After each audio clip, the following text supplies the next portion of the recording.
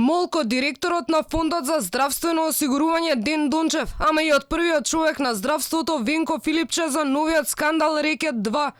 И двајцата, како неми по обвинувањето, ти воделе хајка за да се спречи шведска инвестиција во македонското здравство вредна 11,5 милиони евра. По поднесената кривична пријава против Дончев и Филипче за злоупотреба на службената положба, според која двајцата здружено дејствувале и ја оштетиле Вера Иванова Скопјанка која ги тужи, ама го скратиле и буџетот на Република Македонија во обид да стопираат влесна странска инвестиција во земјава. Алфа побара одговор од повиканите.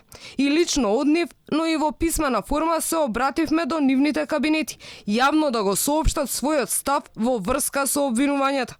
Од кабинетот на Дончев за Алфа само кусо одговорија, од и директорот својот став ќе го соопшта, ама не денеска, туку во наредните денови на пресконференција.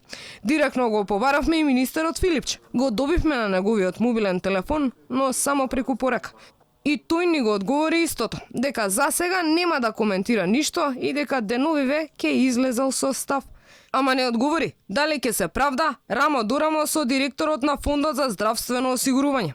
Ден Дончев во овие 2 години, колку што е директор, одбива да дава отчет пред јавноста за она што се работи во фондот, па пресконференциите што ги има одржано може да се избројат на една рака.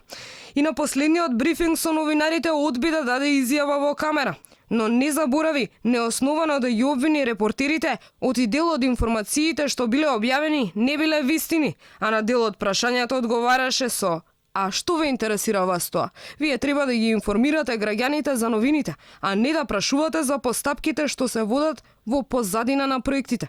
Филипче и Дончев не се единствени функционери од власта кои се обидуваат да купат време откако јавно ќе бидат посочени за веројатни злоупотреби. Идентична беше тактиката и на секретарот на владата Драги Рашковски за случајот Нав Леонардо, за кој во меѓувреме истрага води обвинителството.